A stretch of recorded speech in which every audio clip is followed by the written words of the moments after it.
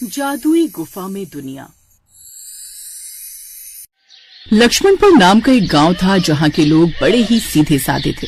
वहां के सभी लोग प्रकृति से बड़ा ही प्यार करते थे। उस गांव में सोनू नाम का एक लड़का रहता था जिसकी उम्र 19 साल की थी। उसका स्वभाव सभी बच्चों से बहुत अलग था। सोनू हमेशा शांत गंभीर रहता था और वो हमेशा किसी न किसी रहस्य को ढूंढने की तलाश में लगा रहता था। एक दिन सोनू अपनी दादी की रखी हुई पुरानी किताबें देख रहा था। तभी उसे एक किताब के अंदर टूटे हुए पन्ने पर एक नक्शा बना मिलता है जिस पर कुछ मंत्र लिखे हुए होते हैं। उसको देखकर सोनू मन ही मन कहता है, अरे ये क्या है? ये मंत्र कैसे? और ये अलौकिक दरवाजा क्या होता है? उस नक्शे को देखकर सोनू का उत्साह और बढ़ जाता है। तो अब बस सोनू ने तय कर लिया था कि वो उस नक्शे को देखकर उस गुफा को ढूंढ निकालेगा। फिर अगली सुबह होते ही सोनू ने नक्शे वाली बात अपने दोस्त आंचल और अजय को बताई, जिसे सुनकर उसके दोनों दोस्त हैरान होकर कहते हैं, क्या अलौकिक दरवाजे की गुफा?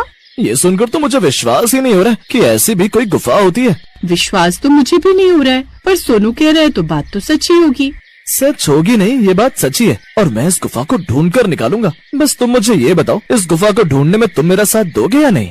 सोनू की बात सुनकर आंचल और अजय कहते हैं, हाँ हाँ, हम जरूर तुम्हारा साथ देंगे। फिर थोड़ी देर बाद ही उस गांव का रहस्य ढूंढने के लिए वो उस नक्शे के सहारे अलौकिक गुफा की ओर निकल पड़े।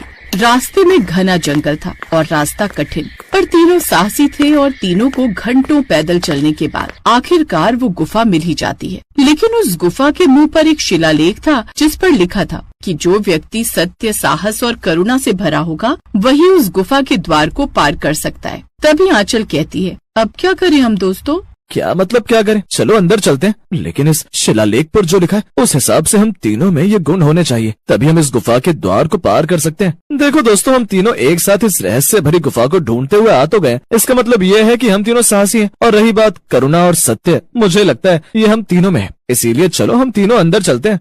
सोनू की ये बात सुनकर आंचल और अजय का हौसला बढ़ता है और उस गुफा के दरवाजे के सामने खड़े होकर तीनों दोस्त मंत्र पढ़ने लगते हैं। तभी एकदम से चमत्कार होता है और गुफा का दरवाजा अपने आप खुल जाता है। फिर तीनों दोस्त अंदर जाते हैं और जैसे ही वो अंदर गए, उनकी आंखों के सामने एक अजीब रोशनी चमकती है और एक पल में वो एक नई दुनिया में आ जाते हैं, जहाँ पेड़ बोलते थे, नदियाँ गाती थी और आकाश में 3 चंद्रमा चमकते थे, जिसे देखकर अजय कहता है, सोनू ये सब क्या है? ये तो बिल्कुल किसी सपने जैसा लगता है। वो तीनों इस जादुई दुनिया को देख ही रहे होते हैं कि तभी उन्हें एक आवाज आती है, आखिर तुम लोग आ ही गए। तुम्हें एक अलौकिक दरवाजे ने ही तो चुना है। अरे ये आवाज कैसी है? जैसे ही तीनों ने अपने पीछे मुड़कर देखा तो एक जादुई पेड़ उनसे बात कर रहा था। तुम में से किसी को भी डरने की जरूरत नहीं है, तुम तीनों यहाँ सुरक्षित हो। तभी सोनू ने उस जादुई पेड़ से डरते हुए कहा, लेकिन आपने हमें ये क्यों कहा कि हमें चुना गया है? क्योंकि इस दुनिया को काल रात्रि नाम का एक भयानक अंधकार निगल रहा है। ये दुनिया पक्षियों और अन्य जीवों के लिए बनाई गई थी, लेकिन काल रात्रि राक्षस ने इस पर कब्जा कर लिया, जिसकी वजह से ये दुनिया दूषित हो रही है और धीरे धीरे नष्ट हो रही है। क्या सच में? हाँ, आज इतने सालों बाद तुम तीनों ने इस दरवाजे को पार किया है। इसका मतलब काल रात्रि का अंत होने को है। तुम तीनों अपनी समझदारी और इकट्ठे होकर इस दुनिया को बचा सकते हो। तुम्हें बस उस काल रात्रि की गुफा को ढूंढकर उसे नष्ट करना है। उस जादुई पेड़ की बात सुनकर तीनों ही काल रात्रि की गुफा को ढूंढने के लिए आगे बढ़ते हैं। लेकिन गुफा की ओर निकलने से पहले उस जादुई पेड़ ने उन तीनों को 3 अलग अलग मंत्र दिए थे, जिससे रक्षा शस्त्र बनाया जाता था। जादुई पेड़ की बात सुनकर वो तीनों गुफा की तरफ निकल पड़ते हैं, लेकिन उन्हें नहीं पता था कि काल रात्रि के सेवक उन पर नजर रखे हुए हैं। तभी यात्रा के दौरान उन्हें एक रहस्यमयी लड़की मिलती है जिसका नाम कोमल था और उस लड़की ने उन तीनों से कहा, मैं भी तुम्हारी तरह उस काल रात्रि का अंत करने निकली हूँ। उसकी बात सुनकर सोनू ने बड़े ही अचंभित होकर जवाब दिया, तो तुम्हारे कहने का मतलब है कि तुम भी हमारे साथ हो? हाँ, ठीक कहा तुमने। लेकिन हम तो तुम्हें जानते नहीं है, फिर हम तुम पर भरोसा कैसे कर सकते हैं? सोनू की बात सुनकर कोमल हड़बड़ा जाती है और वो सोचती है कि सोनू को क्या जवाब दिया जाए। उसे कुछ समझ नहीं आ रहा था। तभी उसकी आंखों में आंसू भर आते हैं, जिन्हें देखकर सोनू को उस पर दया आ जाती है। फिर सोनू ने सबको समझाकर कोमल को भी अपनी टीम में शामिल कर लिया। तुम सबका धन्यवाद। तुम सबने मुझे अपनी टीम में शामिल करके मेरा काम और आसान कर दिया है। अरे कोमल, ऐसी कोई बात नहीं है, अब तुम भी हमारी दोस्त हो। क्यों दोस्तों? सोनू की बात को सुनकर अजय और आंचल ने हामी तो भर ली थी, लेकिन न जाने क्यों आंचल को कोमल पर शक था। उसे बार बार लग रहा था कि कुछ तो गड़बड़ है। ऐसे ही देखते देखते दिन गुजरते जाते हैं और कोमल सोनू के साथ कुछ ज्यादा ही घुलने मिलने लगती है, जैसे मानो वो उसे अपने जाल में फंसाना चाहती हो। ये सब कुछ देखकर आंचल अजय से कहती है, अजय, ये कोमल सोनू के साथ कुछ ज्यादा ही घुल मिल गई है। तुम ठीक कह रही हो, हमें जरा इससे बचकर रहना चाहिए। अब आंचल के साथ साथ अजय को भी कोमल पर शक होने लगता है, लेकिन जिसका डर था वही हुआ। कोमल ने पूरी तरह सोनू को अपने वश में कर लिया था। कालरात्रि की गुफा पर पहुंचने के बाद जैसे ही उन तीनों ने अपने मंत्र पढ़ने शुरू किए, सोनू कमजोर पड़ने लगा और उसे चक्कर आने लगे और वो बेहोश होकर जमीन पर गिर गया, जिस कारण कालरात्रि की गुफा खत्म होने की बजाय और खुल गई थी। तभी कोमल जोर जोर से हंसने लगती है।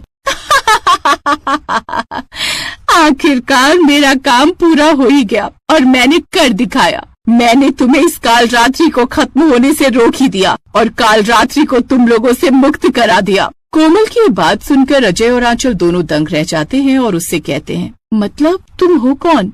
मैं कालरात्रि की सेविका हूँ, यहाँ मैं तुम्हें रोकने आई हूँ। कोमल की बात सुनकर सब परेशान हो जाते हैं और उन्हें कुछ समझ नहीं आता कि वो अब क्या करे। अब अंधकार चारों तरफ छाया हुआ था और कोमल भी वहाँ से भाग निकली थी। सोनू, अजय और आंचल को कोमल के विश्वासघात से बहुत ठेस पहुंची थी और थोड़ी देर बाद सोनू को भी होश आ जाता है, पर अभी भी उन तीनों ने हार नहीं मानी थी। दोस्तों, अब हम क्या करेंगे? कालरात्रि का अंधकार तो पूरी तरह से फैल चुका है। तभी सोनू अपने दोस्तों का हौसला बढ़ाते हुए कहता है, दोस्तों, घबराने की जरूरत नहीं है। चलो एक बार फिर से हम मंत्र पढ़ने शुरू करते हैं, हम अभी भी जीत सकते हैं। सोनू की बात सुनकर सबका हौसला और बढ़ जाता है। फिर तीनों ने एक बार फिर से मंत्र पढ़ना शुरू किया। अचानक तेज हवाएं चलने लगती हैं। फिर आसमान से एक रोशनी सोनू, आंचल और अजय पर पड़ती है और जैसे ही उन्होंने अपनी आंखें खोली तो देखा सोनू के हाथ में एक दिव्य रक्षा शस्त्र था और उस शस्त्र को पाते ही सोनू ने उस शस्त्र को अपने पूरे जी जान से गुफा पर फेंक दिया, जिसका अंजाम ये हुआ कि कालरात्रि की गुफा फूटकर टुकड़े में बिखर जाती है, जिसे देखकर दोनों बहुत खुश होते हैं। फिर खुश होकर सोनू कहता है, ये हम जीत गए दोस्तों। तीनों दोस्त मिलकर अपनी जीत की खुशियाँ मना ही रहे होते हैं कि तभी वो जादुई पेड़ फिर से प्रकट होकर बोलता है, शाबाश, आज तुम तीनों ने ये सिद्ध कर दिया कि सच्चे हृदय और एकता से हर अंधकार को मिटाया जा सकता है। वृक्ष देवता की बात सुनकर तीनों बहुत खुश हुए